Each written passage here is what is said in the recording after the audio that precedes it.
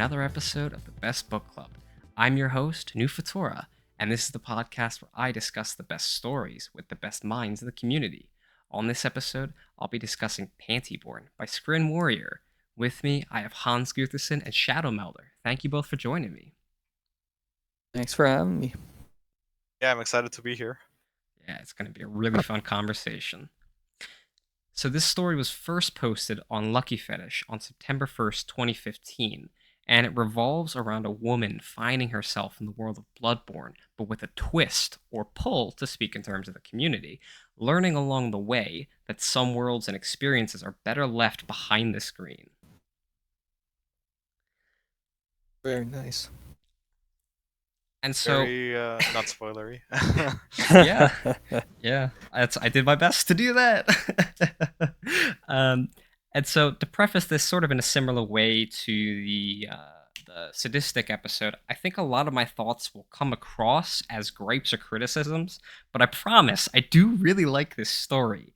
I did note a number of things that didn't quite work for me, but they seem to fall into one of two camps. Either my lack of knowledge on the Souls games in general, or those sort of criticisms led me to think about really interesting topics that I don't think I would have gone into otherwise. So I'm actually kind of happy they were in there in a weird sort of way.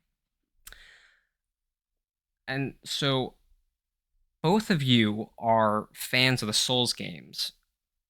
Does the title Bloodborne have anything to do with the game, or does it play into it at all? Absolutely. Not sure. It's weird because I guess how much can we explain that would spoil the game or not? But like, I guess the non-spoiler answer is that yes, it has to do with the game, and blood is a very important element of Okay. the game, and not just the blood, but also the bloodborne Yeah. part of it. I'll just say that. Okay, well then I guess I'll give this here then a big spoiler warning for anyone who is looking to play Bloodborne or hasn't might want to or read the story. This spoiler warning. So stop here if you don't want to hear any spoilers for either the story or the game. So with that out of the way, I think we can spoil the whole thing. People have been sufficiently warned. Yeah, we should know right off the bat. Shadow's like a master and expert of the lore of Bloodborne. Knows it inside and out. Really great. I just started replaying the game, so I'd be up to speed in this conversation. I've never gotten super far into it. I don't know if you'd even call it the mid game point, if I've gotten past that. But I've done a lot more exploring this time, seen a lot of cool areas. So I was impressed reading this story and seeing how many mechanics and sort of early game, I guess even characters that they incorporate in some very unique and different ways, kind of making them their own. Scrim Warrior, that is. So there's a lot we can talk about in terms of game mechanics and bringing it in, and certainly, yeah, just to answer your question, yeah, there's something that's bloodborne, some kind of scourge as they call it in the game, affecting people. And I suppose, we could look at the title Pantyborne and assume maybe it's something similar, but it's affecting people's panties. There's some sort of disease that's spread through them, potentially, like a bloodborne disease, but one for the underwear, potentially. And then that's why, she's got that fabric mending vial, maybe. Not just to, repair it in the moment, but maybe some greater symbol. Because in the game, you use blood vials to heal yourself in the moment. Blood's very significant. It's not just in the title; it kind of permeates the game, just like panties do the story. So I feel like that's intentional, certainly.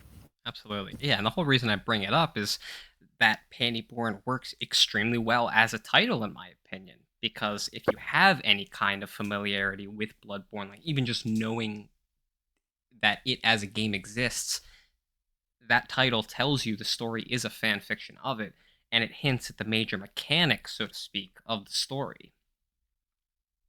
Yeah, I agree. Agree And it was, I think, perfectly agree. Shadow, you're the one who came up with the idea for the title Dork Souls, right? The as a Dark Souls fanfic. I think you gave that to me, and I got super inspired to write something that just like takes all the mechanics of Dark Souls, like similar to Pantyborne. You when you die, you lose your underwear or something, or the threads of it. Like whatever mechanics you use, and then you have to start back at some earlier point.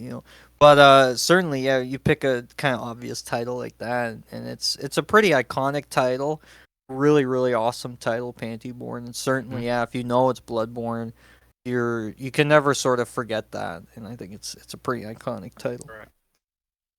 Yeah. I Wow. just wanted to add, by the way, so now that you mentioned had mentioned the backgrounds and so on, that I'm very interested because I mean, as I'll come out across during the episode, I'm a very big fan of the story in case it wasn't known already, and I'm very interested to see what someone like you think, someone who hasn't played or isn't familiar with the Souls games, like what do they think of the story itself? Like, is it any good Mm. if you don't have any Bloodborne experience, or is it only good because of Bloodborne? Are you asking me that? Well, I mean, just prefacing, like Oh, okay, basically, okay. yeah, that it's like I'm very interested in seeing what your thoughts are throughout the episode. Yeah, and you'll definitely hear them.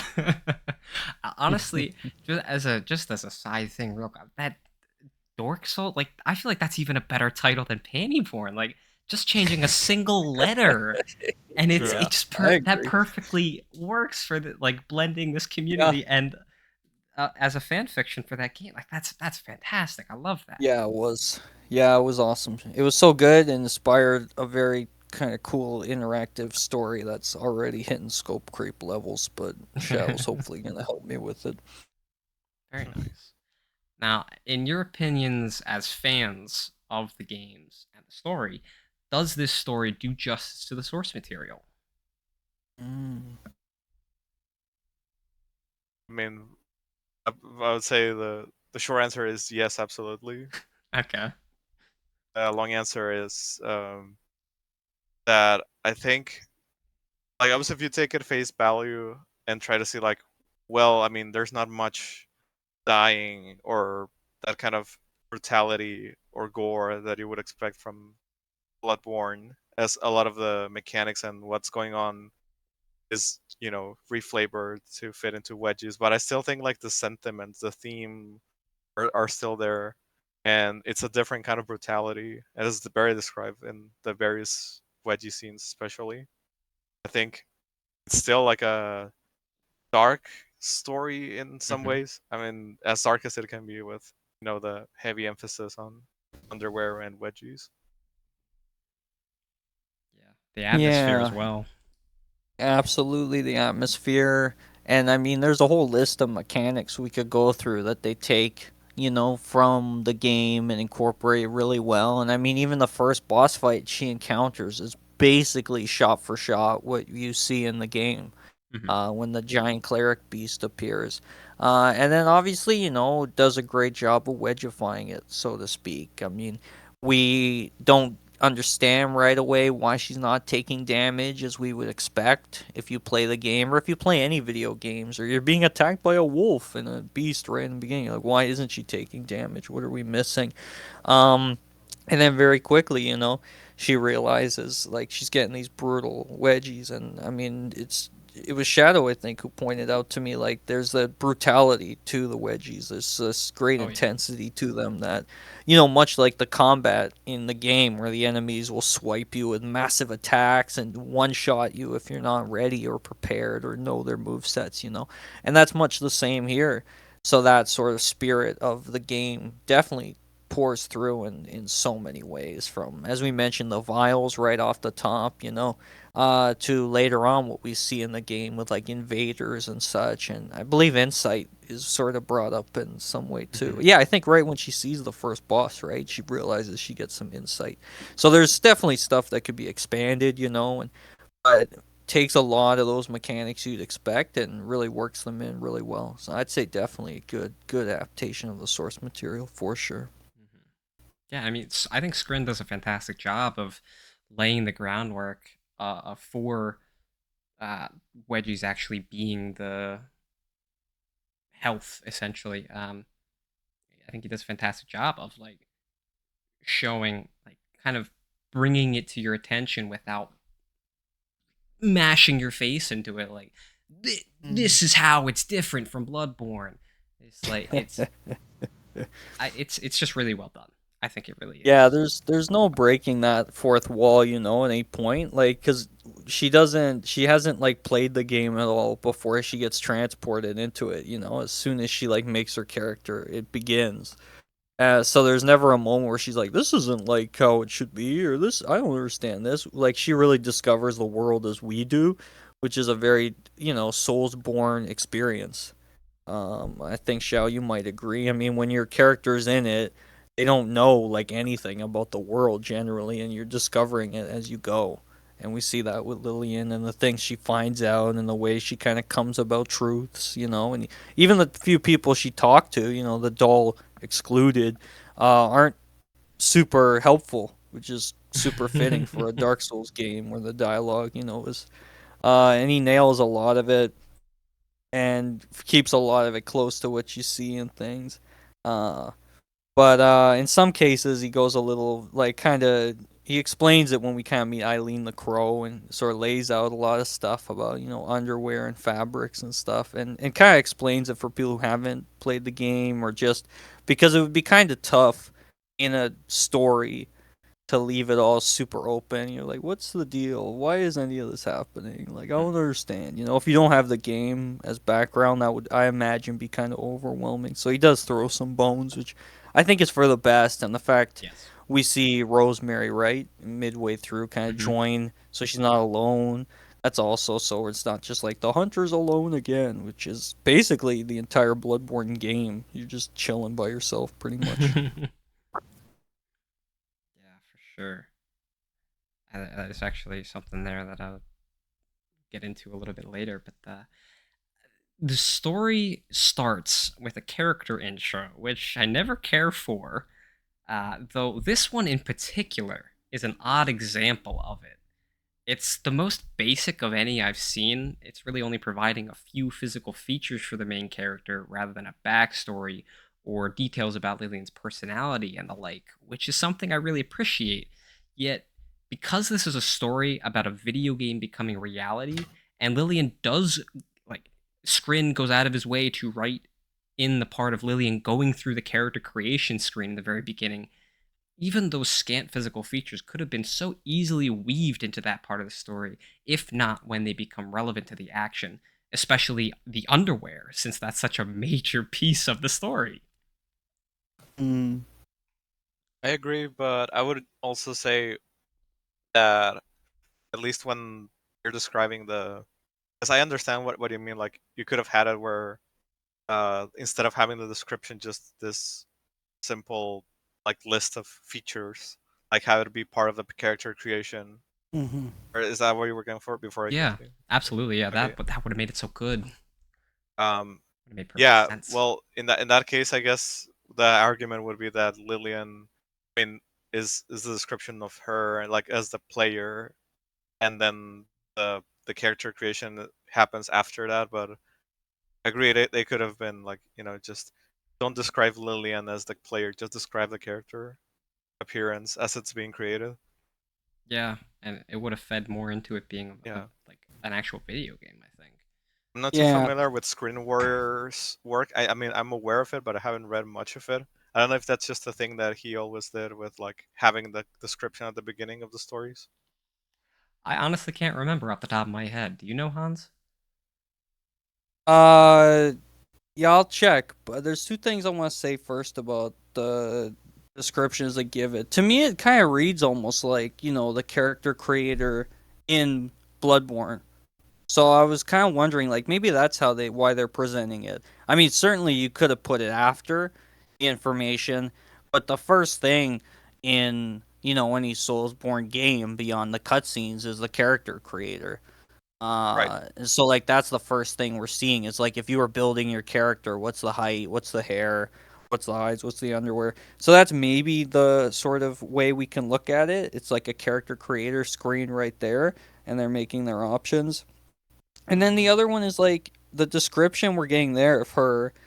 It feels like that's her real life, and like it doesn't really matter. That's why it's up there at the top, because what matters is like who she is in the game, and she becomes this hunter, you know, and we True. don't really know if she looks the same in the game. We can assume she does. Like we don't get any description of her changing. I guess we can also assume, she's wearing that hunter outfit that he very nicely gave us a reference pic for in the beginning, Yeah. so we can picture it. We can assume she's wearing all that, but we don't know for sure because when we enter the story, it's not entirely clear if she's in that outfit or wearing something else.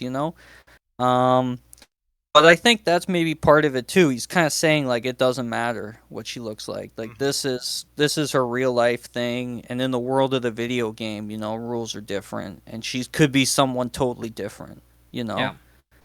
So I kind of feel like that's kind of intentional thing of being like, if you need it, if you really care about what she looks like, it's here. But in the video game, she's gonna be a totally different person. And I think she kind of quickly becomes that too through her actions as well. Yeah, and Hans, I do see what you're saying, but at the same time, that intro is put before the story even begins, and then Yeah. there's a little bit of Lillian outside of the game where she's going to get it, and like she kind of gives a little bit of background of who she is and like her life before she even gets to playing the game, and then Skrin writes that she goes through the character creation screen, and it's just I feel like it that info could have been put while she's Could going put through the it character there. creation screen. I Yeah, think you're right. Yeah. that's Yeah, I kind of what think I'm going yeah, for. I think you're right. I think you definitely could have moved it down, like I said. I don't know. Yeah. It kind of works in the beginning because that's kind of where you put the character creator, before literally Um. anything else. But mm, I don't know. It doesn't flow all I that mean, well where it is to, up top. to be fair, I mean, obviously it's not close to what like the character creator would look like. I mean, I see Yeah, what you're That's getting true. at, That's but true. yeah, there's also like that cutscene at the beginning of the game that you actually see before That that is character true. creation, and That's true. I don't know. I think Screenwriter did go through this process of describing the cosplay that she used for picking mm-hmm. up the copy. So like there was this effort to like have the physical description in the story, except it's just for the one outfit that she's probably not wearing when she plays the game. I, Mm, At least if we go by like the game's mechanics, she wouldn't yeah, start with the hunter outfit. that's true. yeah. Now, I'm not. I really don't understand why Lillian keeps her love of video games a secret. The story is set during the release of Bloodborne in 2015, so by that point, video games have already become culturally accepted, and being Hmm. academic and playing video games kind of go hand in hand in real life and in stereotypes. Do you guys understand that? Is it just like something I'm not quite getting? Um, I mean, I don't know much about Screen Warrior as a author, but I do know like not in all parts of the world that kind of accept. I mean, yeah, in general, yeah, it's more accepted than it was, in the 80s or the 90s or whatever. Right. But I mean, at some parts of the world, it's still like a thing of like it's cool to play games, but it's not cool to be very into games. You know what I Mm, mean? okay. Like it's That's cool to maybe like part of play it. Call Yeah. of Duty or FIFA or Yeah, whatever, yeah. but it's not cool to go into cosplay whatever character you like. Okay. Like that's going too far. That's That's Yeah. probably part of it. And Okay. remember, Gamergate was around here too, 2014, 2015. And that was such, an anti feminist movement. Girls can't play video games, sort of thing. So maybe in some way we're seeing part of that with this character, and she knows, like Shadow noted, maybe if she plays video games and is just, quiet about it, no one's going to know or care, but to have such passion as she does for all of the games and to pre-order it and to cosplay and to go in the outfit, that's such a degree of fandom, and I imagine not everyone's going to be okay with that, just Fair. generally, because people hate and harass over much smaller things than someone cosplaying.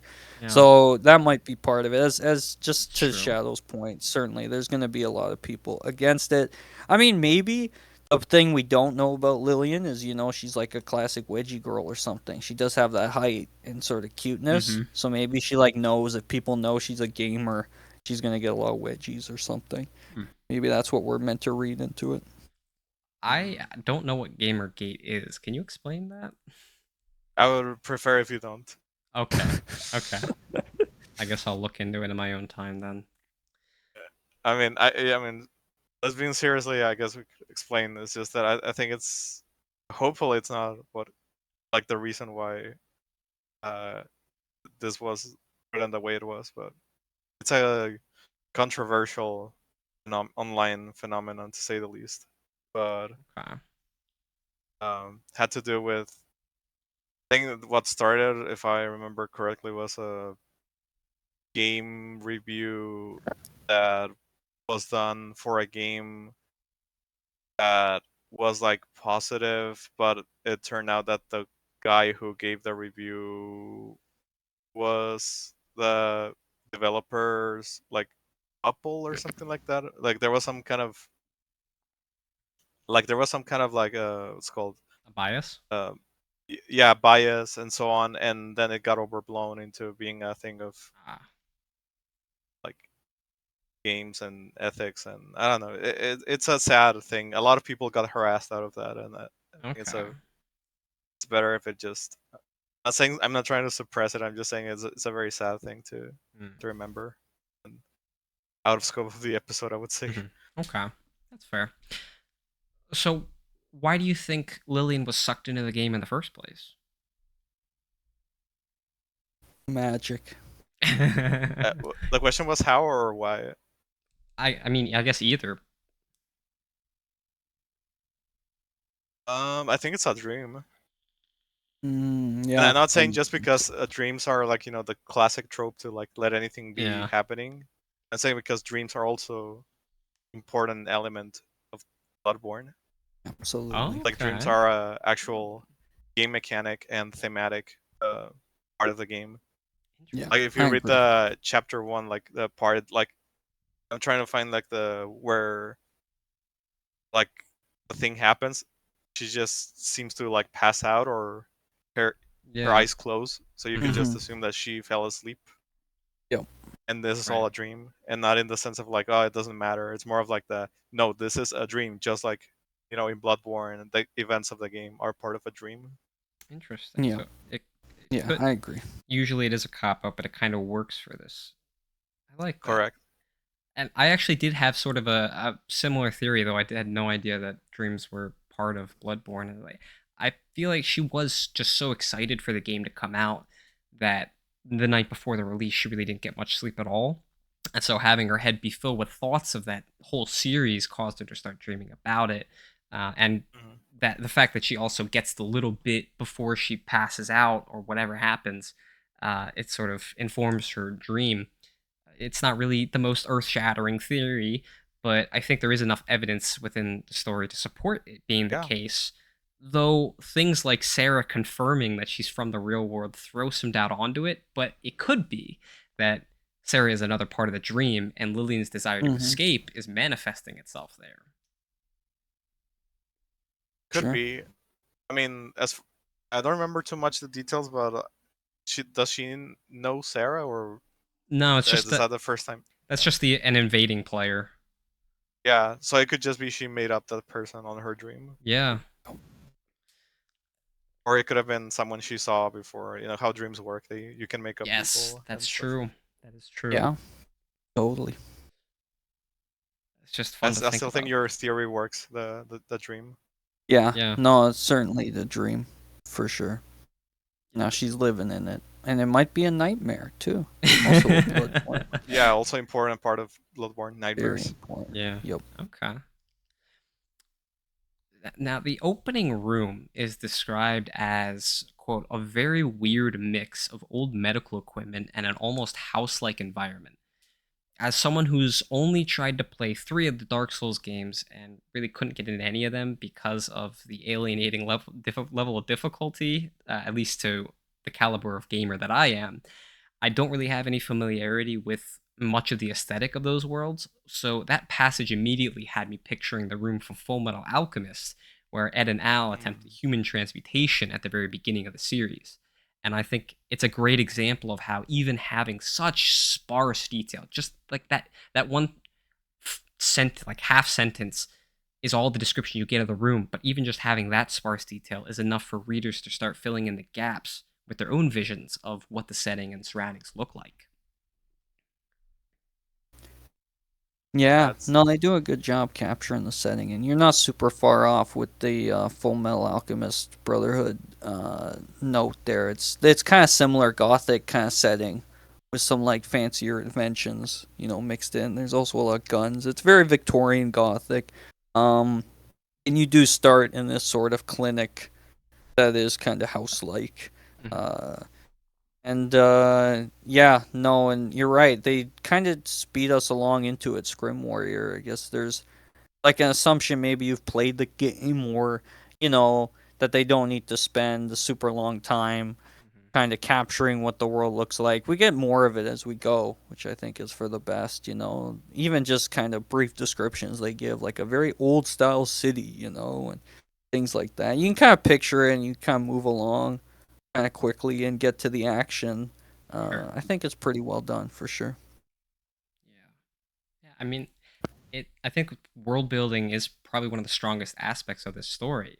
It's I love how it's done here because it's not pages of exposition of like this is exactly how the world, like it's not like this Tolkien type thing of even the trees look this way and like everything like that. It's details about it are interspersed throughout it, and it helps slowly form a picture of what it looks like, because you're not gonna, if you're like, if you're put into a story, like if you're put into a situation like this, you're not automatically gonna know this is how the entire world looks. You're gonna Mm-hmm. be picking pieces up as you move through it. So I think that is really well done as well. Yeah.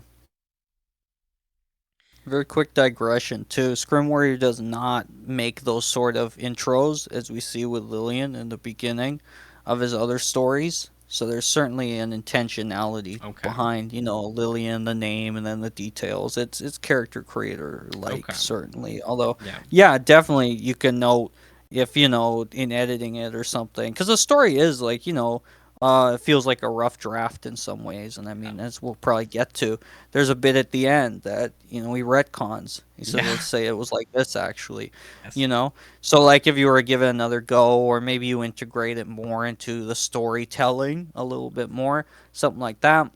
But, for a first try and the first person to sort of make a Bloodborne story like that, to say, "Here's your character creator details."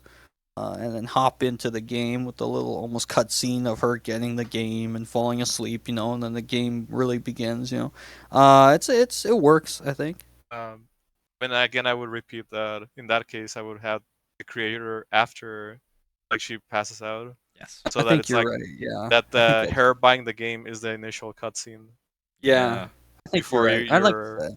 Moving it makes sense for sure. I agree. Yeah. Because I But that think, was their attempt to do it. yeah, Uh, I think it works, but there's a better way to do it. I think this is sure. probably one of the only stories where it actually makes sense to have something like that in it. Mm, yeah. I'm honestly just confused about the blunderbuss and its effectiveness. It doesn't seem to actually do any damage despite being a fucking gun. Just it correct. Well, merely to the blinding the world. one enemy, then being used as a blunt instrument, then being completely abandoned in favor of a weapon that would take a lot more effort to win with, yet the saw is actually effective in killing enemies. During Way more Lillian's effective. second fight Yeah. against the cleric beast, she even says that she's almost completely defenseless while still having the blunderbuss in her hand after Oh the yeah, saw it's becomes so lodged in the accurate. skull. Yeah. Is It's that just a absolutely mechanic accurate. of Souls games or Yes. Bloodborne? Oh yeah, a Okay. Yep. blunderbuss is quite useless, I Okay. find. Okay. I'll just add. Well, before going into the Bloodborne, because this is obviously like imitating the Bloodborne blunderbuss. I would also say in real life, the blunderbuss. It's an old style firearm that, like, yes, you could fire it, but it's not very accurate, and then you have a very long reload thing that you would have to do. So it's basically like a fire and forget kind of deal, unless it's like, and if it's specified as like the. I mean, I'm assuming they're using the same type of blunderbuss, but it's Well, not like the. I guess for readers who might not be familiar, it's not like a modern firearm that has like right, just keep pulling the trigger and it just keeps firing like that. right. And I mean, it does make sense. But yeah, It is a very clunky weapon, but the I think one of the only two times that it's actually fired. The first time it's fired point blank range into the beast's face, and it just blinds it. Doesn't correct. do any damage, which is Yeah. kind of And, and, weird to me and now because it for is a the gun. yeah, and now for the Bloodborne side Hmm. of the explanation, Mhm. the guns in the game are like I guess if you go through a very specific kind of like expert mode build optimization, like they can do damage, like they can do a good amount of damage, but for the most part, for your average user, guns don't do much damage. They're more for they're used as a parry tool, Okay. which sounds weird, but like how it's supposed to be in the game is that like if you time the shot of the gun correctly with the animation of the enemy, you can like briefly stun him for a moment because of Okay. the recoil of the impact, Hmm. which will open you up for doing a what would be considered a critical hit on the enemy. So like the guns are like your critical hit, kind of like high risk, high reward, kind of like if you nail the shot, you're gonna do a lot of damage, but if you don't nail the timing, it's gonna be very little damage. Okay, so it's kind of like making the enemies prone if you hit. Yep. Okay. Well, that helps. That helps me understand what's Or going on a lot yeah, more. not intuitive at all. Yeah. As we see with Lillian, who struggles with it, and she doesn't get why her gun isn't blasting them Well, away. As most players are when they go, "I get a gun," and then they Yeah, realize they get killed after trying to shoot an enemy at point blank range. Yeah. well, I'm guessing is that's every Bloodborne player. Like as soon as they pick up the gun for the first time and fire it and see Yep. that happening, they're gonna get confused and frustrated. mhm. Yeah. 20 damage only, but my axe does 200. This makes no sense. Yeah, that is how it goes. Yeah. Okay. I mean, as long as it's consistent, then I'm fine with that. Yeah, there's a It's lot of accurate to the little game. details Yeah. like that, that's in the story, and like Xiao's first sort of question of like, how does it hold up, if you don't know the game? Like, there's stuff you take for granted as a reader if you know it. You're like, Hmm. the gun does nothing. You're kind of like, yeah, and it just for you kind of builds the world and the immersion into it. Like, wow, this is a really good adaptation. But if you're reading it and you don't know Bloodborne or something, you're like, why doesn't the gun work? That's Yep. kind of foolish. Like, certainly, you're like, why is she wearing a trench coat? It looks cool. It's also, a Bloodborne thing, but you could say, why isn't she wearing something not trench coaty? Well, everybody's kind of wearing cool trench coats in Bloodborne, Yeah. stuff like that. Yeah, but no, there's a lot of little details like that that are really cool. Like you might be saying, why is she lighting a lamp or something at the end of like the first chapter or returning to it? Those are little mechanics that they're bringing in pretty subtle ways. Hmm. Most of the time, I find it's quite subtle. Obviously, stuff gets more obvious when you have the invader appearing and things like Hmm. that, and they have to fight them. Um, but yeah, it's pretty clever. A lot of it, I'd say. Yeah. The lamps actually, I was a little surprised that it was lamps instead of bonfires. I know the Mm. bonfires are always like the iconic thing at Dark Souls. I did not know that it was lamps for Bloodborne. Yeah, Yeah, very Victorian. Okay. I think they really wanted to like. They had this dilemma where like we want to make clear this is not Dark Souls, you know, Dark Souls 4 or Dark Souls Hmm. 3 or whatever. This is its own game. Right. But they also wanted like people recognize bonfires like Dark Souls in if you don't remember back in the day when Bloodborne came out, which was more around when the story came out around ish. Yeah. Um, like Dark Souls was this huge thing, and I mean still is, but it was bigger back then. So obviously, like if you put a bonfire, like everyone's gonna know, and it's gonna be so recognizable. But they also didn't want to have the bonfire, so they went with something that was close to a bonfire, but not a bonfire. If Yeah. that makes sense. Yeah, I can understand. They don't want people to automatically start comparing it to Dark Souls games. They want it to stand on its own, Yeah. but still have the appeal to draw in those players. I can understand that. I Yeah, like and it. let them know like they see the lamp, you're a new player, and like, oh, like Dark Souls, it kind of looks like a bonfire, which is like what Lillian says when she sees it. Right. Yep.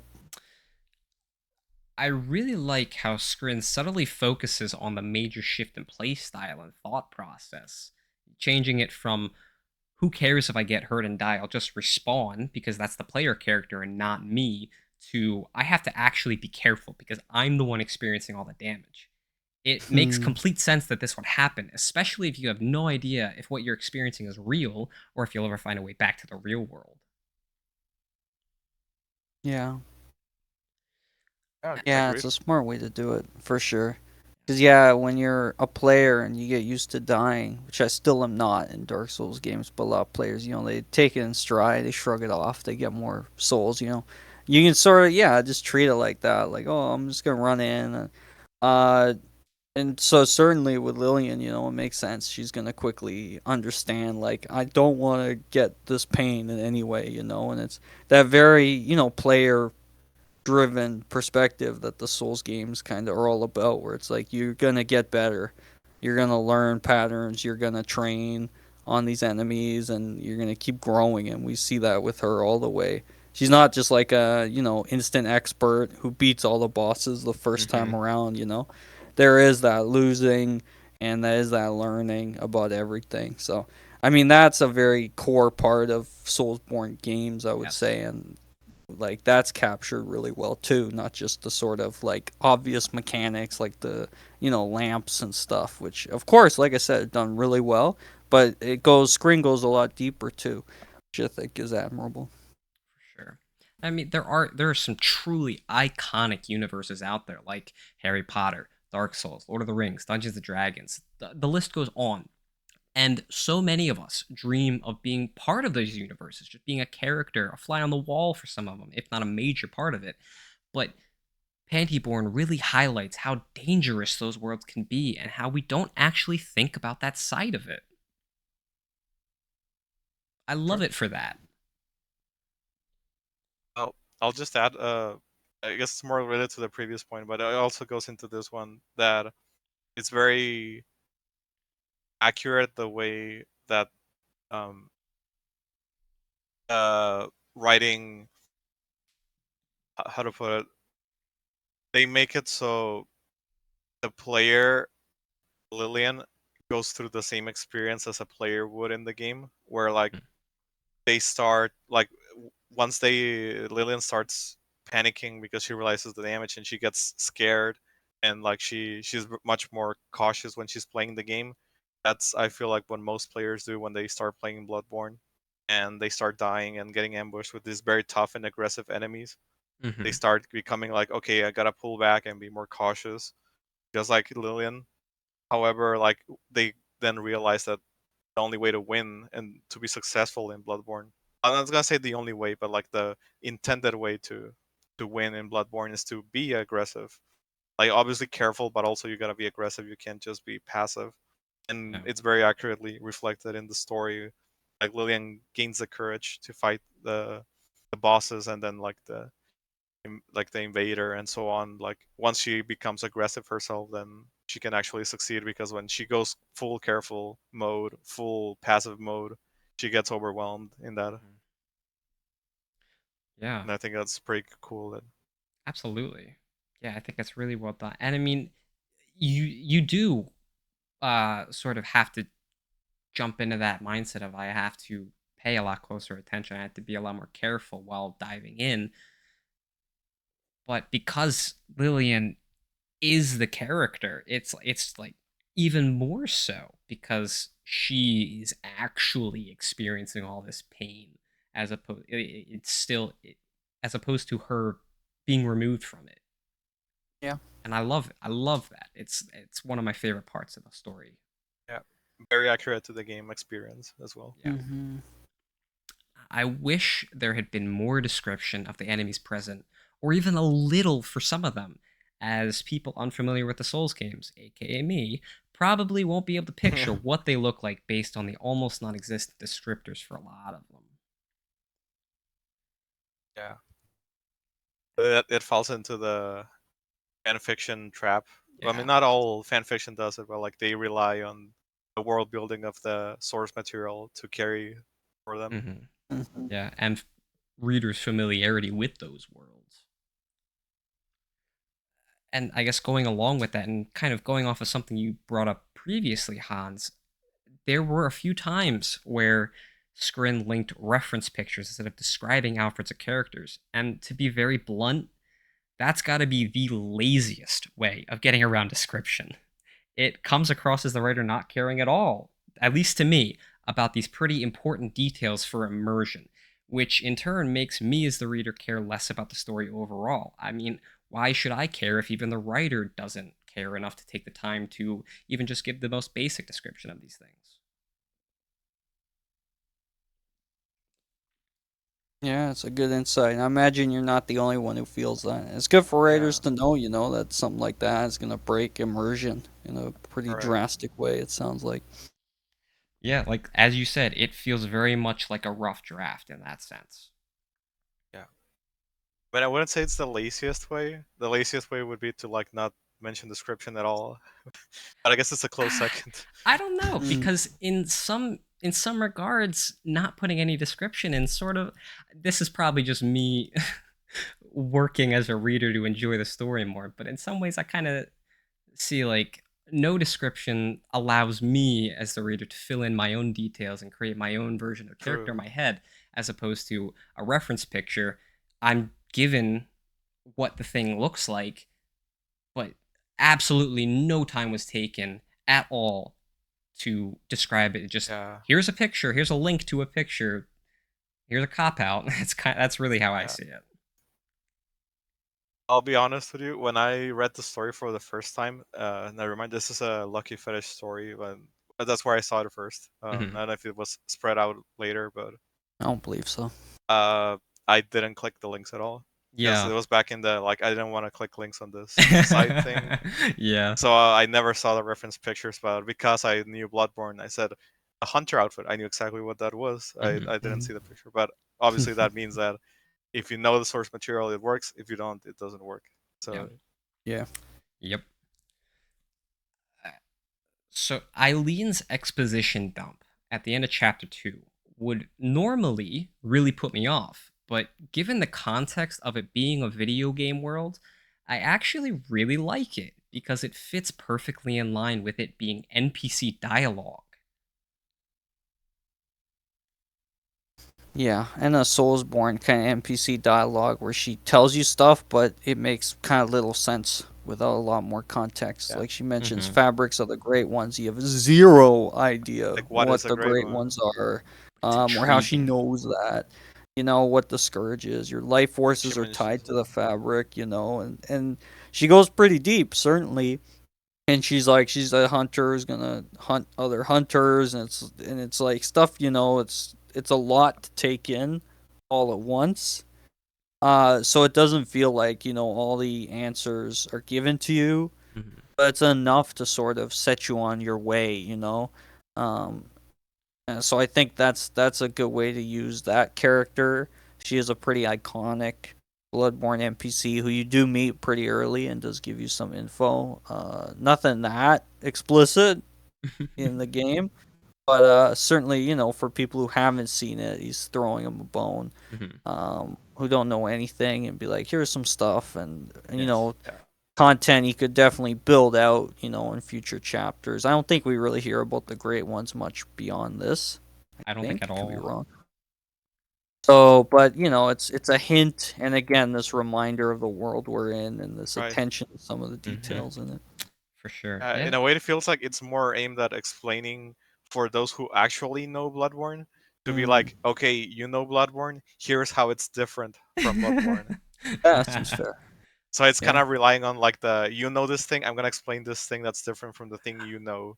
You do Yeah. know it, right? That kind of explaining. You know, right? Because I'm wedgifying it, but just so you understand how I'm doing it. Yeah. No, I think that's fair. At the same time, though, I maybe this is just like I already am a huge fan of video games in general, so it really works for me. Like since I don't really have any familiarity with Bloodborne, it's it works because even though I don't know what any of this stuff is, it's introducing it to me, and so it's piquing my interest. It's making me want to keep going because there's all these things that are brand new to me. And it's done in a way that works really well given the context. I think it works very Nice. well. It is. And another note I'd add is that it's very, I don't know if it was delivered, but the fact that it was delivered at the end of chapter 2, like you're already 2 chapters in, a lot of things happening that you don't know what they're going on, and they're only doing the exposition until then, Yeah. instead of doing the classic mistake of opening up with like 3 paragraphs of exposition and Yes. you don't know anything about the story. Yeah, it's not front Like end here's like, loaded. you're already confused. Now let me explain a bit. Yeah, that's it's sprinkled Yeah. it's sprinkled throughout nicely, and then once you have a kind of a handle on the world and a little bit of how it works, then you're given a good bit more, and I think it works really well. And it's accurate to the game as well. Awesome. Now, Hans, I think you'll appreciate this as well, and I'm not sure what your stance on this is, Shadow. I don't think I've heard it yet. But at first, it seems like there aren't really any consequences to either avoiding or taking wedgies. But the detail Eileen gives about them slowly changing hunters into beasts is fantastic and is much needed in the veritable ocean of consequence free stories. Hmm. Yeah, as we noted right off the top, right, when you asked if blood is important, I mean, like we said, blood, is the seems to be the cause of the scourge and changing, people into beasts, and so just turning that around into panties is just like a really, clever and straightforward and effective way of wedgifying the story. And yeah, certainly, there's a lot of consequences built into this story. She's trapped in this game. She, is taking damage and is feeling pain. And even if it's temporary, as soon as her underwear rips, she has to start at an earlier point. And Yep. she gets very brutal wedgies, very hard punishments. And she's going to have to do it all over again. So there's very immediate consequences, and like, sure, she can keep going, but she's just going to keep taking pain, if she Mm-hmm. does, if she's not prepared, if she doesn't go in with new strategies or learn from her mistakes. So the fact that there's consequences, and also this idea that like you can avoid them if you do something different, right? The next level beyond consequences, which we, as we don't really see in wedgie stories to begin with. So to see Mm-hmm. like you can learn from your mistakes, avoid the Yeah. consequences, like very Yeah. Soulsborne-y, elements, and incorporated here subtly too. It's not like hitting Mm-hmm. us on the head with it. But yeah, no, I think that's great. Yeah, and I think it's also accurate to the game because you have this element of, well, what if she just doesn't do anything about it? And well, Yeah. it's very accurate to the game in the sense of like you're also in Bloodborne trapped in this Yarnum city, and like you're a foreigner who doesn't know what's going on, just like Lillian, and you're literally trapped there. You can't escape the city until you get rid of what's causing everything to go wrong. Mm-hmm. So in order to do that, you need to progress, and to progress, you need to fight and hunt. So a very video gamey reason if you think about it, but I mean it works out for the Yeah. purpose of like Eileen's explanation as Yeah. well. Yeah, so for some reason, I just thought of this. I don't think it has anything to do with this whatsoever. But you saying Yarnum made me think of this. Is like the name of the town kind of Right. feeds into the whole underwear wedgie thing of like yarn, thread, Yeah. underwear. It's kind of Sure. funny. Yeah. It's kind of weird that it is not mentioned in the game like as a pun. And I mean, the game Yeah. in the story. I mean, Yeah. Yeah, I like so you that. learn the name of the city from the get go. Like when you arrive, you already know it. It's not a thing that like, oh, it's because it hasn't been revealed yet. Right.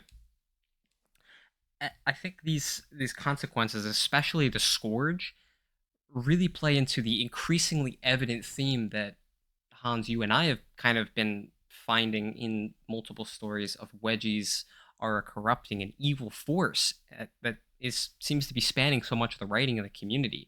And each time I find it, I become more and more interested in why this is such a pervasive underlying aspect of so many stories. Do you guys think this is something people are doing intentionally, Like, where do you think it's coming from?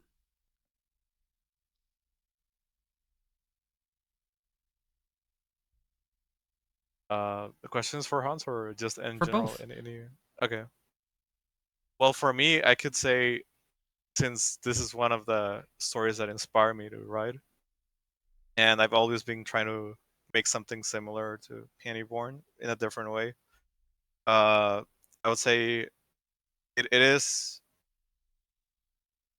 well surface level. Yeah, I mean it's like yeah, it works in Pantyborne, so it would work in other stories. But I think it's just in a more broader sense. It's it's part of that duality with the fetish and fetishes in general. I mean, they're more accepted now, but like if you think about them, like it's this thing where like it's really good, but it's also like you can't if you overindulge or you're reckless about it, it can cause you pain, and not just in the actual fetish pain, but like pain in the sense of getting exposed and the shame and all the negative associations with fetishes. Which I mean, like I said, nowadays they're less pronounced than before, but Yeah, less of a stigma.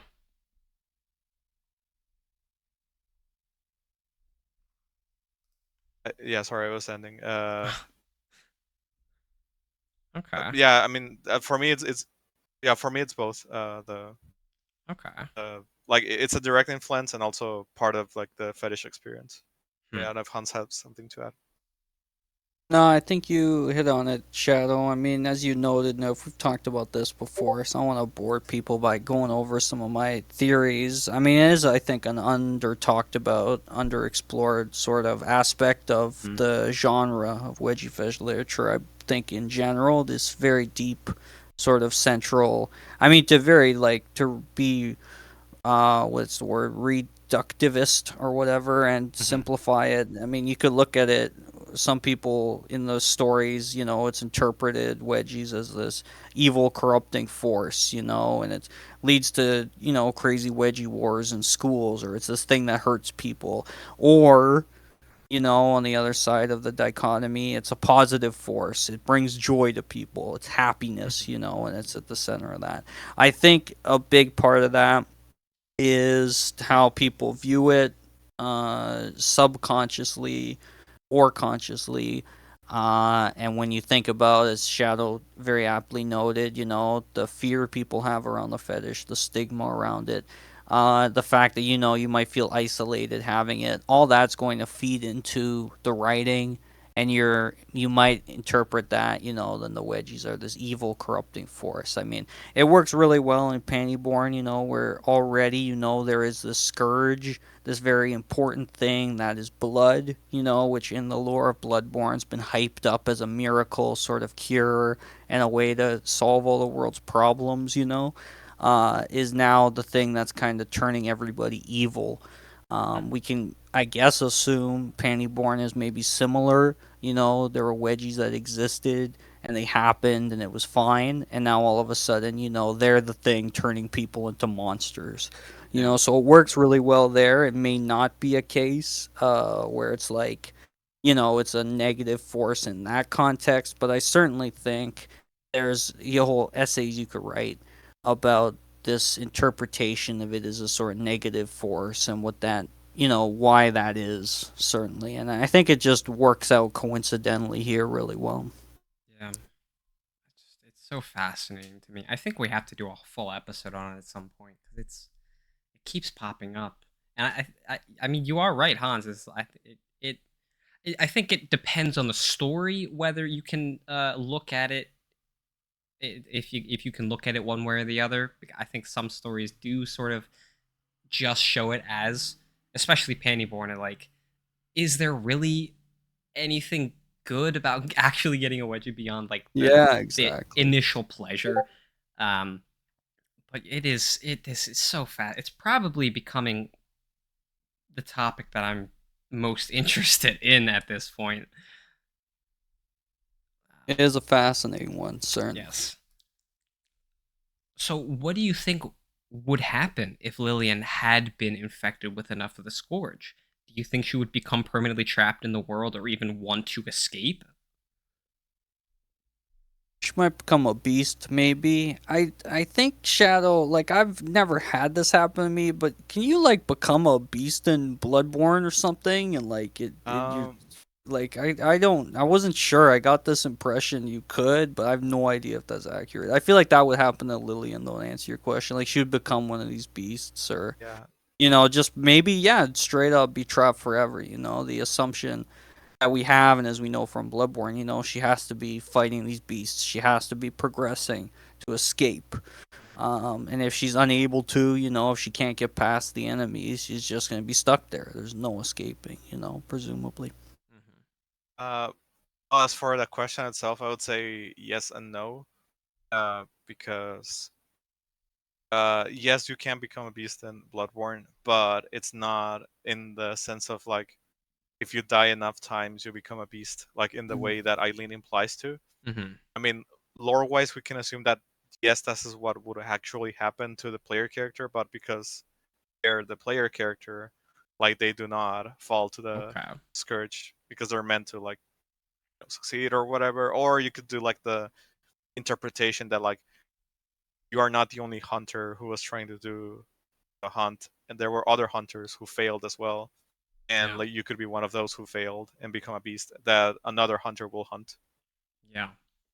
Although there is a little bit of like Eileen brings it up like this will happen, um, and I think coupled with Lillian actually being in the game and her like her very visibly growing arousal to wedgies, I wonder if Scrin was gonna take it in that direction of showing her like almost becoming a beast or like becoming and then I guess what's the name of her companion? I can't remember.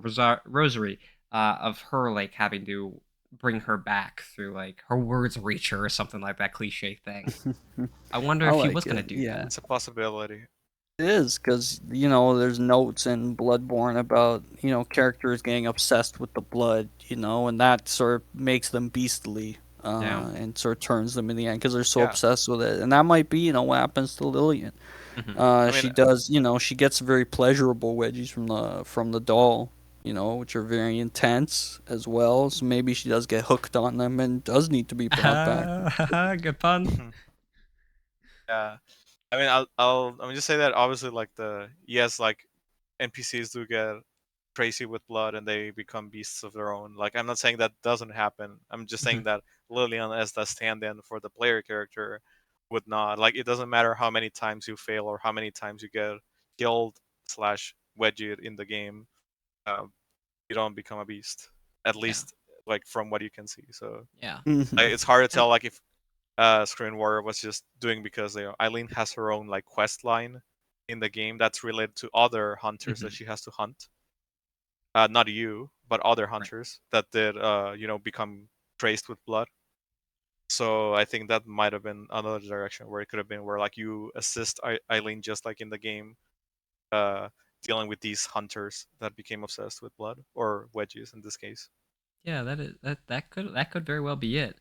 But I guess the thing that is kind of splitting me is like the fact that Lillian, as far as we can see and as far as we've been told, she is actually in the game. She's not just playing the game anymore. So the potential is there for her to actually be taken over by the Scourge, which would be really interesting to see.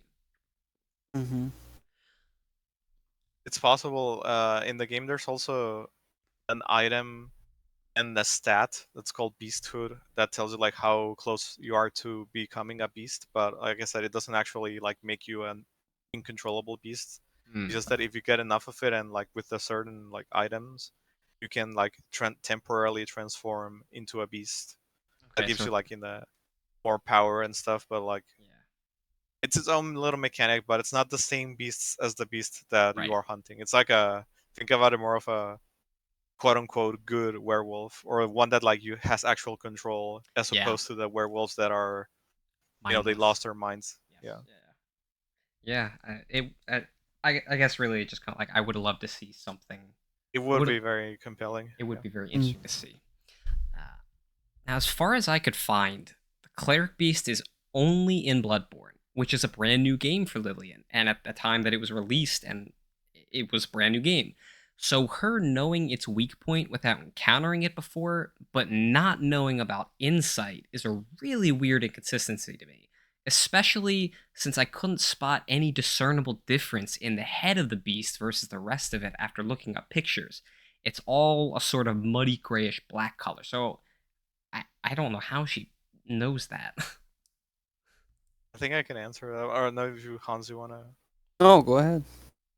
So, I mean, I don't have the specific line where she points it out, but my assumption is that it's doing a bit of meta knowledge in the Dark Souls games, which she does have experience. Enemies usually have weak points, and a lot of them Right. are on the head, and it's just a natural like video game trope. Like the head is the Okay. weak spot, you get double damage there. But Okay. also in Bloodborne and in Dark Souls, you have this thing where you have a it's called like a lock on target, where like when you're focused on an enemy and like the camera locks to them, Yep. you have this point in the enemy that's like the focus point of the camera. And big enemies usually have multiple points because you know how massive they are. You want to look at them, Mhm. and most of the time the lock points are the weak spots. So Okay. usually enemies have a lock on point in the head that's like telling you, oh, it's the weak. The head is a weak spot. Hmm. And it's a general rule. It's not like every time it happens it's accurate. I guess that's where she could have made the assumption. Yeah, that That's my could be it. speculation. That could be it. Yeah. Al- If we Although, want to give it a bit more benefit of the doubt to Scrin, I mean, she's coming into this in round 2 when she notes the line is like perfect for a good hit to the weakest part of its body. She's given a pretty good fight in the beginning, you know. She's dodging is she? attacks, she's It, giving more damage in round 2, and she realizes, you know, the head's not super far. She's like a little over 4 feet, perfect for a good hit, you know. So maybe she's learned, you know, and she's kind of figured out like I could probably do more damage to the head because you would think that would probably be a weaker part of the body than you know these very beefy, hairy arms or legs that are smashing me and doing damage. So maybe she's learning. Probably, like Shadow said, it's some a little bit of meta knowledge, having you know played it because you know she knows to sort of do this very critical attack on its head and things like that. That might not be super intuitive, because we also don't see her, you know, like a Bloodborne character might reading a lot of tutorial messages about how to attack and to do critical hits. You know, so yeah. And plus, as Shadow aptly noted, you know, she is a Dark Souls expert and played a lot of these games. So I don't think it's a big leap to say, oh yeah, some of those probably have weak heads. So you know, this one it feels like it's in a good place to hit it. Other parts aren't taking a lot of damage. Feels like it'll be weak. yeah, I that could be it. Although I her first quote unquote fight, really one-sided decimation, is just like Yep, her getting smacked like smacked around as soon as she runs into it. Um accurate. and then let's see, I'm trying to find it. Let's see here.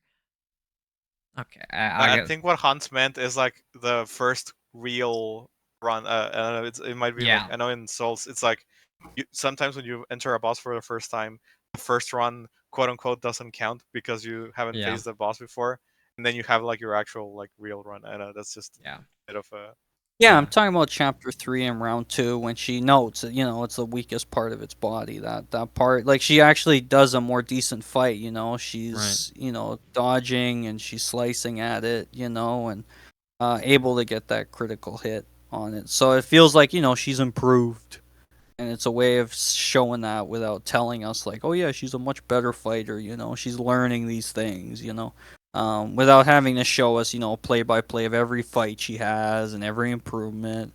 You know, we're kind of moving along. Yeah. Well, I guess the thing is like the thing with it. So the quote is, thanks to the stance taken by the boss, the cleric beast's head was held a little over 4 feet off the ground, perfect for a good hit to the weakest part of its body. She it, that reads to me as like she automatically knows that is the weakest part without doing any damage to it.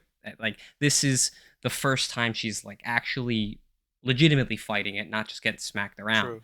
So it throws me a little bit, but I could Yeah, see. it's a Souls thing. I would Yeah, say it's like that when you try to do damage to an enemy and like they're taking little damage. It's like okay, there's a weak spot, and yeah, okay, like it's usually the head. yeah. Like, And I could see that. I could see that making sense.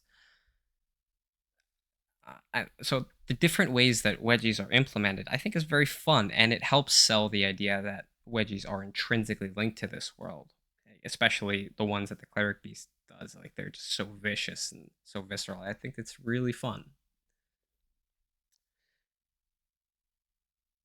And so Lillian's style of speech does a very inconsistent 180 when the doll informs her, and another time as well, but especially here when the doll informs her about the blood echo she has, going from speaking very formally and in line with the world, as far as I could tell, with this quote: "I have a question for you, my dear doll friend. Clearly, you have seen several hunters come through here somehow, and thus have gotten to know them pretty well, I would think," to a very typical speech pattern of the world that we live in with this quote: "True. All right, let's do it." And it only took me a second to start thinking of a reason to explain it. That she's actively trying to roleplay when she first meets the doll and Garnham, and she isn't later because she's becoming more frustrated that she can't escape. That dialogue inconsistency shows up in multiple other places as well, but that in turn led me to start thinking about how much work readers actually put into stories, filling gaps and bridging inconsistencies, and I find it very interesting how far people will go to try and make sense of things that they enjoy. Yeah, a lot to potentially dig into there, but I mhm. think you're right just on the first point. I like your interpretation that she's role playing. I think that's awesome interpretation and a great reading of it. Whenever she's trying to speak, kind of like how the doll does. I mean, worth noting, I guess, in Bloodborne and all Souls games, the protagonist doesn't actually speak any dialogue. There's options to sometimes answer with very brief things, but you never hear them say anything beyond grunts of pain when they're getting beat up and stuff. Um, so like I wonder if there's some kind of approach where they don't say anything or they just kind of may have one line of or one word. Lillian is not that. Lillian is quite loquacious at times, but I love this idea. She is trying to role play. She does love these games, so she's gonna do some of that. And then when for whatever reason her impatience or frustration or lack of just not feeling in the moment, she's gonna go back to normal speech. I think that's Mhm. great.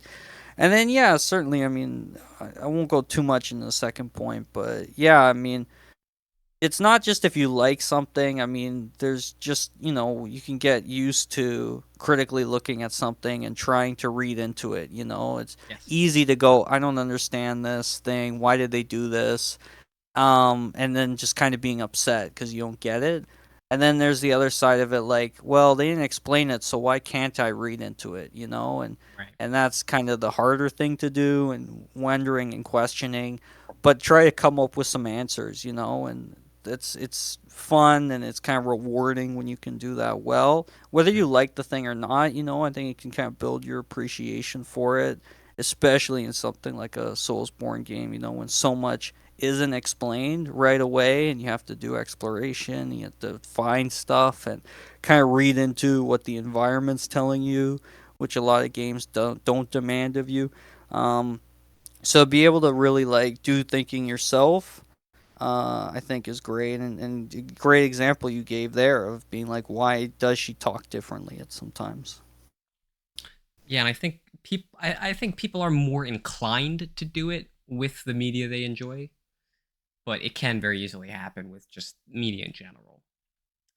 Yeah, certainly you can be like, if you feel like you gotta defend something too, and people are Yeah. critiquing it, you might go out of your way and be like, "Oh no, this is great, Hmm. is good because this is this and that." But certainly it doesn't have to be, this sort of weighted thing to begin with of like, "Oh, I'm only gonna, read into it because I love it," and it's. Right. I mean, you can try and separate those things, but certainly yeah, or if you love something and your expectations are high but you run up against something you don't understand, or that might be a plot hole, you might try to explain it and be like, well, maybe it's this, maybe it's that, and that's not Right. wrong to do. You can maybe find some fun Absolutely. little new element to the story, and that's what rating's all about. Yeah, absolutely. I mean, I think there are some times where there's kind of really no way around it. Just like it's just a plot hole. Like I always think of like Felix Felicis from Harry Potter, where at one point Slughorn says it'll one gulp will last 24 hours, and then later on it's just changed to 12 hours. There's no detail about it changing. There's nothing. The number is just changed, and I don't know how you explain that. It is just an inconsistency. He is Um, an untrustworthy source, and he does lie a lot too. okay, all right. I mean that may be reading a bit too, but yeah, I mean there's things like that, but I think overall, Though he yeah, is a liar. He does lie, and he did. He's got a lot to lie about, giving Voldemort some major secrets. yeah, I mean, I'll just say it's funny this is happening because Souls games are very notorious for having a lot of that kind of thing where like Yep. every single thing that looks like a mistake is overanalyzed in case that it's not actually a mistake and yeah. it's like a hidden detail. Because funnily Absolutely. enough, sometimes it has been. Uh huh. I'm not going to go into it, but I'll just say obviously it's overblown at some point where like everything gets defended Yeah. and sometimes things just happen because because they just wanted it to be like that. There's no like Yes. greater explanation. It's like I just thought it would be nice or cool if this was like this. Yeah. Not everything Yeah, has like an in-game or in-lore explanation or whatever. It's it's just true. it sounded cool and I put it in. Yeah. Yeah. Yep. It's Sometimes I a cigar is just a cigar. The yes, famous quote. and I wonder if a little bit of it is just like people, especially with the media that people love so much. It might a factor of it might be that they don't want it to suck at all in any regard. They want it to be Mhm. perfect, so they're going to make it that way no matter what. They're gonna like Yeah, I kind of do that I with think so. Cowboy Bebop and Bleach. Like I even if it kind of really doesn't make sense, I'm gonna make it make sense because I want it to be Sure. perfect. Yeah, and I think what we've kind of touched on a bit, and is very fitting for this discussion is this idea of fandom, and like when Yes. you're a fan of something, and when you feel like you're a fan of something, and that thing you love gets attacked, it's almost like you're being attacked. That's a Yes. very Absolutely. natural fandom reaction. Yeah. So like certainly, the fans of Bloodborne are probably going to either maybe love Pantyborne as like Shadow and I do, and we enjoy the use of mechanics, or maybe you hate it, because it doesn't go deep enough, or it's not immersive enough, or as we're saying in any discussion about Bloodborne, you can find those holes, and you can either be like, yeah, and you can accept them and be like, there's reasons behind it, and whether you find them out or It's a not, flawed maybe they game. are It's just a not thing. perfect. Exactly. But that can be certainly hard to accept if you can't, disconnect your own love from it from like who you are. And if you're someone like Mhm. Lillian, dresses up, is obsessed with the games, to the point, there's consequences to it. You get sucked into it, which is maybe a kind of like other layer to this whole obsessed about something becoming a beast. It's that whole thing, maybe her getting trapped in the dream is like a metaphor for some of that. It's easy to get lost in the fact like I must defend this because if it Hmm. sucks and if one person finds a flaw, they're finding a flaw with me and the things I like and Yeah. this thing I spent time playing. And like that's not how it works. But Yeah. it's easy to forget that, Yes.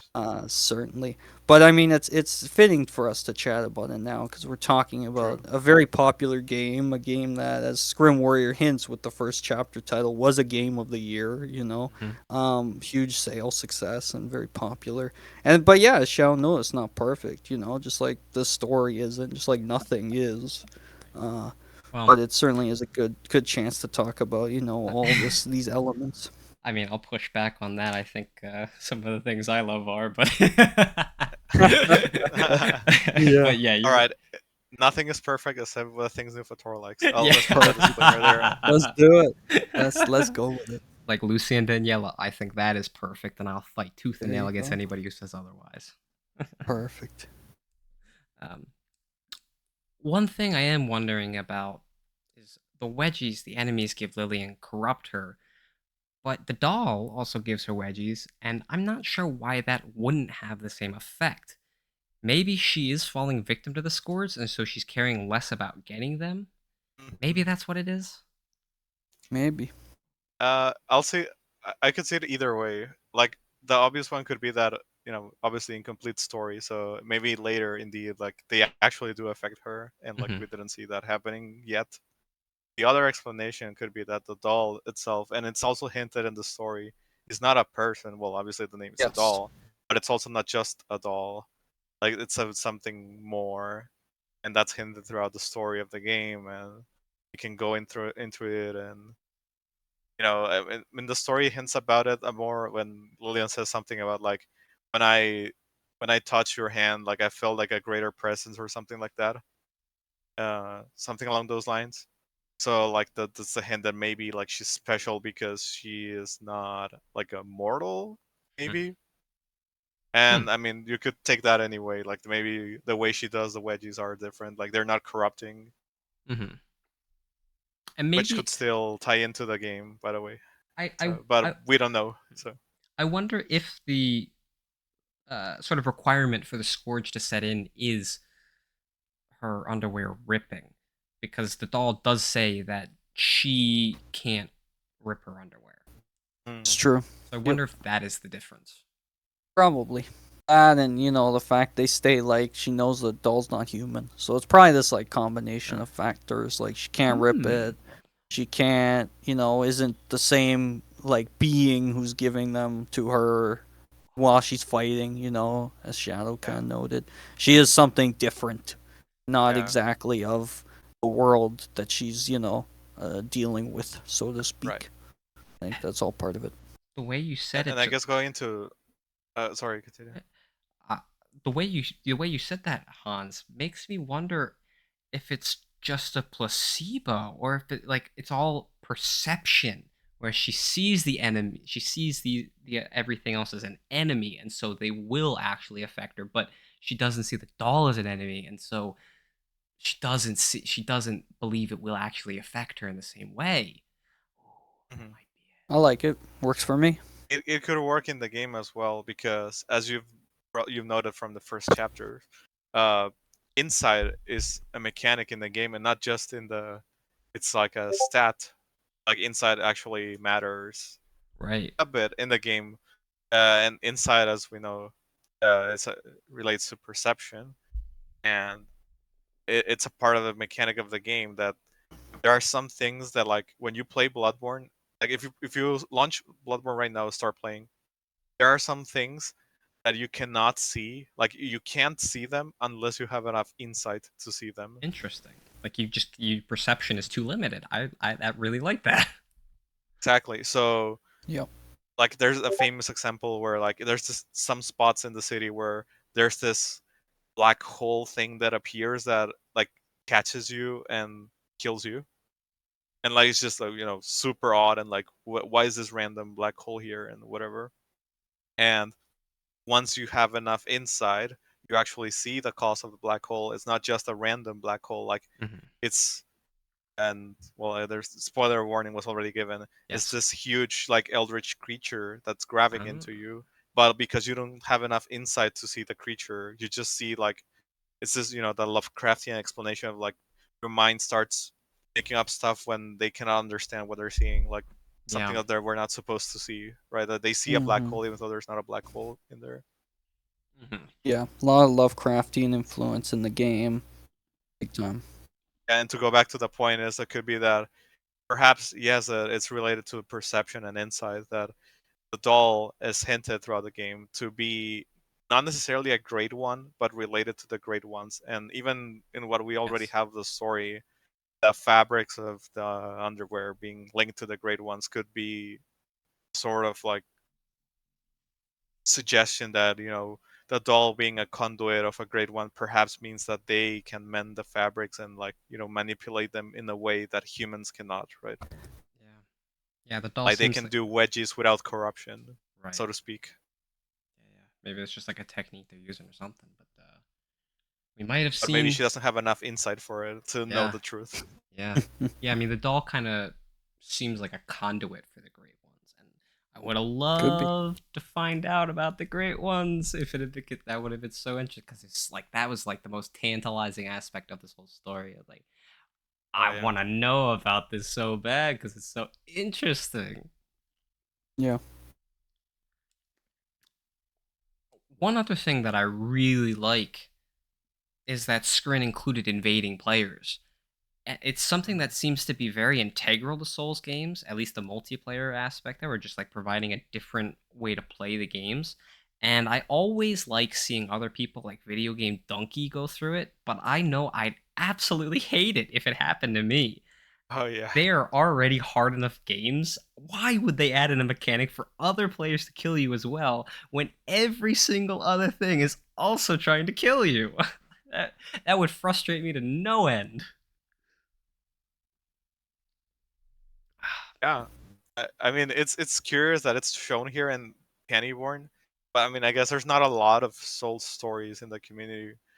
But in Pantyborne, I found it interesting that it's actually featured in like what little Hmm. chapters we have, because funnily enough, Bloodborne is one of the games that has the least amount of invasions. Yeah. Really? Okay. Well, first of all, I mean, it's limited to the PS4, so like Hmm. no, like I mean, that's gonna already limited how many invasions there can be, and also you need like what's it called PlayStation Plus, the whatever you need to pay to play online. So like if you don't even have the PS Plus or whatever online service you need, you can't even get invaded, even if you tried. Hmm. And in general, they had some, I guess, learning from the feedback of the Dark Souls, invasions. They try to like limit the potential for invasions, but it got to the degree where it was very hard for players to invade in Hmm. Bloodborne out of other Souls games. I do really like that he included it, though. It was very fun. I mean, totally worth it. I just found it funny in the Yes. sense of like the least likely game where you Yeah. get invaded. In Yeah. fact, I'm not even sure if you can be invaded in that area of the game. Uh, Happens to you Lillian. might. Yeah. I know they made some restrictions, but maybe you can get invaded in that area, and it was fun and it was worth it. I'm not complaining. Yeah, for Might sure. be a bit inaccurate, but like I'm all for it. Yeah. If From Software added in mechanics for wedging other players into their actual games, that would be such a fun mode. But they would I can't see them ever doing that unless you get Or like, never say never. yeah, I mean maybe someone takes over for the guy in charge and he's actually a Mm, fetishist. That would be pretty but I can't see it ever getting the green light. It would be so uh, specific. yeah, they'll have to make it like a basically a fully spiritual successor made by From Yes. Software. Yeah. Yeah. This Pantyborn might be the story that makes me actually feel the pain of characters most of any I've read. The descriptions for attacks are very minimal, but they're so visceral, like the chain whip that Sarah uses against Lillian. I I can almost feel that like it biting into her and ripping through her like it like Oh yeah. Yeah. yeah. It's good brutality to the story. It's really well done.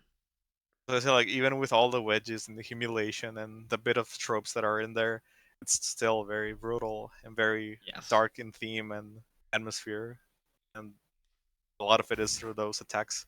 Yeah. And just as a small thing going along with the chain whip, I'm astonished that Lillian threw the whip aside rather than use it against Sarah when she was down. I don't why is that also a part of Bloodborne where like you can't use Yes. other players' weapons? Well, two things, I guess. Well, one, you can't disarm enemies like players like that. So I mean, this is obviously like narrative sense, like it, Yeah. it's okay. So, but It's a like obviously creative liberty. you can't take the weapon you disarm because you can't disarm in the first place. Okay. But second of all, even if you could, uh, the Bloodborne has this thing where you need a certain stats to use certain weapons, and it's likely that she didn't have enough skill. I think it's the stat that the whip requires. Hmm. Like if you don't have enough stats for the weapon, you can use it, but it's gonna do minimal damage. It's the Hmm. same case in all of the Souls games, so Lillian would know that if she, and also, if she steals the weapon, it might be the weapon she has is Hmm. better for her stats for her build. Okay. That makes sense. So Lillian has only been a hunter for a little while before Rosary comes into the picture. Probably not even a full day in the world of the game yet. Yet she acts like she has years of experience when testing Rosary's loyalty. At least that's it kind of came across that way to me, like the way she talked. While I do like that she is trying to determine Rosary's actual motivation and potentially mentor her to some degree, I don't see where she's getting this confidence from, especially given how she's been manhandled multiple times and was saved at the last second by other characters like Rosary. She really loses more than she wins, or at least her losses are shown way more than her actual wins. Uh, well, yeah. I mean, I guess it's interesting because Rosary uh is not a made up character. Like Hmm. she's an NPC that's not seen, and like you might not even meet at all, depending on how you do things. But like like a Screen Warrior goes through this interpretation of making the character, appear in the first place because you cannot see her in the game. Like she's behind, like, she's inside a building and you don't see her through the window. You just talk through her to her, and she's like a very very minor character. Like she has way more dialogue here than she does in the game. Hmm. Um, so I don't know if it could be an interpretation of like, okay, this is an NPC that's not a hunt. She's not a hunter. Like she knows that she's not a hunter, so like she feels confident about it, and of course she already leveled up and defeated the cleric beast and all that. So I don't know. I feel like it might be warranted, and of course she also like thinks that you know Hmm. I she get. can actually beat her. Yeah. I mean, I guess it's like the way that she talks about being a hunter. It reads as though she has tons of experience being a hunter already. Right. And I Okay. actually, I'll go with. Sorry. Continue. I did kind of think of a possible explanation for it, Okay. going along with the previous things of filling in gaps. I guess perceived gaps potentially. She might be trying to fake a mentor role and a higher level of confidence in order to not let down Rosary's growing admiration for her. That might be the case. That sounds very possible to me. Works for me. The other thing I wanted to add is when you were mentioning that the she's only been like here around the day or whatever. The whole Bloodborne game takes place during the course of a night, a single night. Oh, really? Wow. So like, Yep. yeah, the thing is that like you've seen when you die, you get sent back, not just in space but in time in a way. Oh, okay. So it's like it's one night, but it's more of a Groundhog Day kind of night Yeah. thing.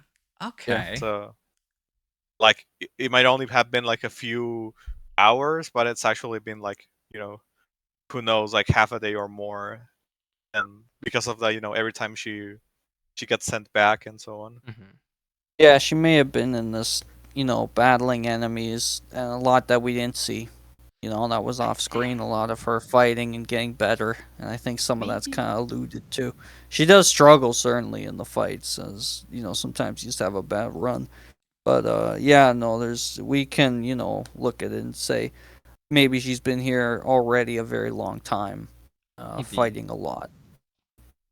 Maybe. But there really isn't anything about her like suddenly having increased stats or being able to fight better. It her Mm, increase in those areas is actually shown.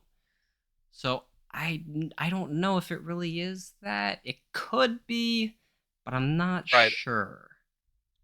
I'll go with okay, this is like a very speculative and like Of course, yes. lore based Bloodborne. Like if it's I'm pretty sure Screenware didn't think about this when doing this. But like supposedly like a common interpretation of like what blood echoes are, blood echoes being the currency of the game, Hmm. uh which is like the what you would consider the XP that you get, the souls that you get that you used to level up. Um, those are like blood echoes are actually souls of the blood. Like they're the blood, like they're the souls of the people from where you got the blood from, and in a way they're like contributing to you. Like it's very weird, and like I said, it's speculative. But like imagine it as you have the power of the people who failed or died during the hunt, Mhm. and now they're trapped in the hunt with you, and Mm. like you're channeling their power and in the hope that they are gonna like pass, because they're kind of trapped in this kind of purgatory, like Yeah. in the hunt. They Like cannot move to the next life. so it's like a multiplier instead of an additive. Yeah, I mean, I wouldn't go with numbers since it's all like Well, right, souls right. and magic and stuff, but like, yeah, I'll say it's more than just like, okay, you have +1 strength because you level up 1 level of strength. It's more than just that. Like Yeah. it's a Like it's your strength is doubled as opposed to it goes up a couple points. yeah, it's more than what the game shows. It's Yeah.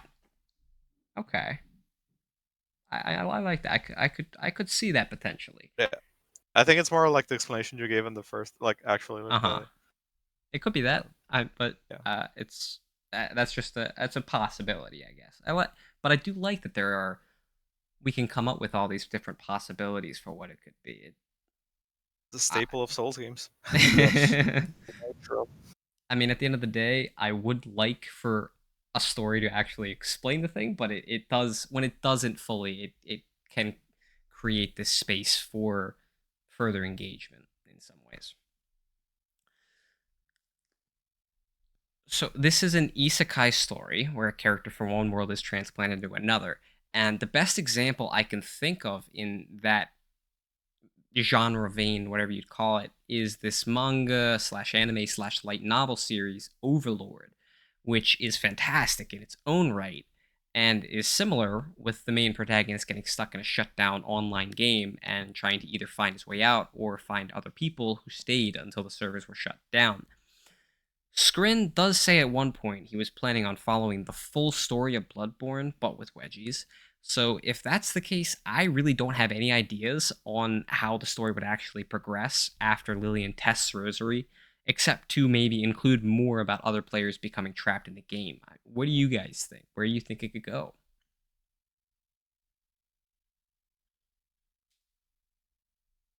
Well, I think it would go in the. I mean, this is very simple. Something to try to go with the simplest explanation first. She wakes up from the dream, which Uh-huh. would also No. be fitting because one of the endings of Bloodborne is indeed waking up from the dream. Okay. So Yeah, that works for me. at what point then do you think she would wake up? Once she um solves the problem. I guess this is Okay. what I can say without spoiling, but I guess, yeah, spoiler warning already.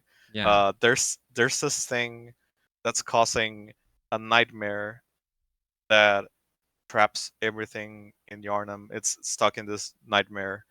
Like I said, the Groundhog Day thing. Hmm. There's this thing that's causing it. It's this, and I'm sure I'm a bit wary of sharing too much because I know Hans still hasn't fully finished Bloodborne, so I don't Mm. want to spoil too much. But it's Okay. like it's this thing related to the Great Ones, Okay. and once it's dealt with, the curse, quote unquote, is lifted, and Huh. the nightmare vanishes, and Yeah. you can. Well, one of the different endings is that you wake up from the nightmare. Hmm. So Yeah, that I think So yeah, no matter what, it has to end with her waking up, returning to the real world. I mean, if it doesn't, like, where is she gonna be, trapped in the world still in some capacity? Like, yeah. at some point, I think she has to return and wake up from the dream and realize, like, it's still the same night, even though it maybe feels like it's been who knows how long Mhm. since she's been in it. Probably, yeah, like fighting some kind of boss, in the end. Lots of wedgies.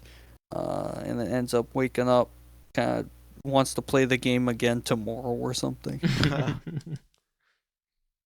maybe she I'm does, and maybe she wants to help others. yeah. Like Yeah, because like if they're trapped in there, like her, like she wants to help them get out Yeah. yeah, by being summonable as a cooperative partner, like in Right. Souls love it. games. Yeah, I Yeah, mean, fantastic. if she finds a way to get out, then I see no reason why she wouldn't want to go back in because she knows there True. is a way out. So she's not going to be scared she'll be trapped there forever.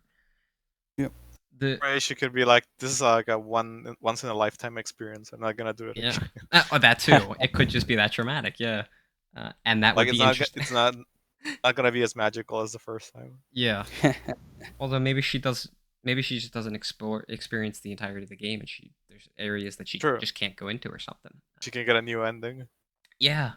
It does kind of sound a little bit like Majora's Mask to some degree. Hmm. Legend of Zelda for anybody who doesn't know. Right. Yeah, I'm aware of the title. Yeah, Like I know the basics of it, but I like haven't played it either, but yeah. yeah, I'm aware of like some of the basics of the story, but it's going off of that. It sounds a little bit like that, but it's that's kind of the thing with these games is like the ideas behind them are so interesting and the worlds look so cool to explore, but they're getting past like getting used to the difficulty is so annoying and aggravating that I know. it turns me off from it before I can get used to it. It's like it's not worth it to me. Yeah, I we don't know. know. I think I've tried. I'm not sure if 10 times or something around the ballpark of that. Like the first Souls game I played, which was Dark Souls 1. Like I tried it like 10 or so times. Every time I would quit and like go back into it like weeks or months later. Yeah, That kind of thing. Like I was like that. This is not for me. This is yeah, too hard for me. I'm out. yeah. And then I came back because there was no game that was like it. Uh-huh. Like even with what little I was able to play, it was like no game can replicate this feeling. Oh, I thought of something Mm. terrible. Maybe there shouldn't. Maybe it's a good thing there isn't. I'm just kidding. I'm just Well, I kidding. mean, I think it. nowadays there's Yeah. the Souls-like genre, as you would call it. Even if, Right. regardless of how good they are, I think a lot of them, at least in the difficulty level, they do copy that. Yeah. Whether that difficulty is worth it, that's a different question. Right. Yeah. I think to some degree it is good that games like this exist to just show developers and like everybody in the gaming arena that people do want legitimately challenging games, um, and it people don't just all want the exact same thing. But I'm glad that I can recognize it's not for me at the same time. um, Well, if you have Dark Souls 3 or Elden Ring or one of those games on PC, I would be willing to give you a hand in co-op. Same. maybe I might try out, but it's $60 again. I don't know if it's worth True, it. I don't know if it's worth it. agreed. Yeah. But I guess bringing it to the With Earth segment, when discussing realism in stories, I have a question that I like to pose. Out of the four subgenres of realism I'm about to describe, which do you believe, both of you, that Pantyborne falls under? Realistic Earth, where Earth is normal as we live it every day. Alternate Earth, where Earth is changed to some degree, mainly focusing on wedgies. Idealistic Earth, where Earth is changed to fit the desires of the wedgie community or some aspect of it, depending on the writer. Or Fantastical Earth, where Earth is changed to be unrecognizable, like Lord of the Rings and Dungeons and Dragons. As weird as it sounds, I guess it would be idealistic. And not, I'd say weird in the sense of, is it really ideal? Because it sounds like she's trapped in there and like she's going through some hell. But I guess the idealistic part is for the reader, not for the Mm, character. Mm. that's true. I could definitely see that. What do you think, Hans? Yeah, I don't know. Maybe fantastical because it is such a different world. There's man beasts running around, and this talk of great ones and other, fantastical, very fantasy like, beings who we've yet to fully see. We know are there and a part of this world, and underwear that's made from these threads to sort of keep, the character from becoming a beast. Mm-hmm. So I'd probably say fantastical. It's about as pure fantasy as you get. I think Oh, in a lot of ways, getting trapped in this world of a video game and having to fight enemies and monsters to escape, sort of thing. Mm-hmm. I thought when you said like the fantastical, it was like just related to wedges itself, not at the is the story about fantasy or not. I mean, it's really however you see it. Okay. Well, I was when I said my answer idealistic, I meant specifically related to everything related with wedges. Mhm. Because obviously this is not a real Earth, so like Yeah, Yeah. yeah, I mean, I think it's more interesting of a discussion of like it's just specifically wedges because like, oh, is this a fantasy story? Then fantastical or like yeah. I don't No, know. It you're doesn't right, seem Shell. too You're right. There's some interesting. nuance there, definitely, and Yeah. like we just look at the wedgies too. Like they're super brutal and stuff, but they're not like stupid. It's not like, oh, they gave her 27 wedgies and they wrapped the underwear and they threw her Yeah. around Oh by the yeah, underwear. triple Like there's none of cocoon. that. Yeah, that foolish stuff. That's just ridiculous. Like the story doesn't Yeah. have that. As brutal as they are, it never gets into that realm of stupid wedgies, as I would call them. Yeah. So And I I think agree, there's yeah Hans. there's an argument around where that fits into the which Earth segment, like which wedgie Earth segment, if you're just talking about the wedgie Wedgie specifically. And Earth. I think Right. Nice you're call. right. That's yes, yeah. I think you're right. There's more nuanced way to sort of look at it than just like, yeah, it's a fantasy world, so it's fantastical. You're right Yeah. on that, Shell, certainly. Yeah. Absolutely. I think it is sort of a mix of idealistic and fantastical, because you do have the ideal of everything trying to give wedgies and it not really being a bad thing because the main character gets off to them. But that ideal is tainted to some degree because if Lillian receives enough wedgies, she becomes one of the beasts. Though we don't see that happen, so it's not proven to occur just yet. And then you have the fantastical world of Bloodborne mixed in with it. Um, Hmm. very nice. Well, is there anything else that either of you would like to discuss with Pantyborne or anything else? Oh, I would like to discuss so many things, but I think in terms of for the segment, I think it's I don't know. It's just very very good story. Still worth taking into account that it's an incomplete story, so we're looking at Yes. it through the incomplete eye. So like we don't know how the rest of it could have been. It could have been just as good. It could have been even better. It could have been worse. Yes. But what's there is very good and very worth a read. Absolutely. Yeah, I agree. Yeah, it was nominated for Best Story of the Year in 2015. Certainly worth a read. Bloodborne certainly worth checking out some of that. There's tons of YouTube clips too if you don't want to play the game for some added context and just for to get a feel for how the fights go and gameplay and things. If you're interested, I recommend maybe checking that out. But certainly give the story a read. It's one of the few, if only, kind of Soulsborne wedgie stories we have, and a fantastic take on the mechanics. For sure. I mean, Shadow, it is very important to keep that in mind. Like, so many of these stories are incomplete, so we can only go off what we have, and what we have Hmm. is really good. Correct. Well, is there anything that either of you would like to promote from yourself or others? No, I mean I'm currently on a break, unofficial break, uh, in the wedgie stuff related uh, Except talking about to them. stuff. But yeah, yeah. I mean, I guess it's like the break, but it's different. It is. Yeah, maybe I can turn Dork Souls idea into something awesome and have a really fun, interactive kind of story or something. If not, I'd say go check out Scrim Warrior. They've got a lot of stuff that spans back to like 2011 on Lucky Fish forums. They've been running for a long time. Nothing super recent, but like for example, they're one of the only people to do like a Horizon Zero Dawn Wedgie story, for example. So that was a commission, I believe, but some fun experiments with video game stories and some very cool stuff. So I'm glad we get to give them a little rhythm here in this podcast. Yeah, Absolutely, yeah. speaking of shoutouts, if Screen Warrior listens to this and wants to continue the story, I would be all for it. And I Yeah. don't Yeah. know if what would I do for that? Or if that doesn't work, like if I get permission to continue it on my own as an unofficial fan fiction, I would do it.